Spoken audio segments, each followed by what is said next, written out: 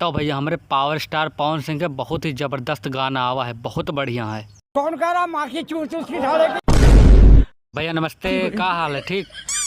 ओ भैया हमारे खेसारी भैया के परसों एक ठो गाना आ रहा, जौने गाना के नाम रहा बिहार में होई। तो ये गाना भैया यह घंटा में 78,000 लाइक होएगा रहा। तो यह सब देख के पवन चाचा के जितने 2-4 ठो फैन हैं वही में सारू राजन सिंह मुकुटवा है सार। तो ये सब सारे इतना हल्ला मचा रहे कि पवन चाचा का एक ठो गाना आवत है, तुझे ना पेलूँ तो नींद, तुझे ना देखूँ तो नींद मुझे आती नहीं। ये गाना बिल्कुल रिकॉर्ड बनाए दे के हल्ला मचाए रहे बिल्कुल। ये सब सारे जितने दो अगले सारे फैन है 2-4 ठो पवन चाचा के। और जब हमारे पवन चाचा के गाना आवा तो जान तो का भवा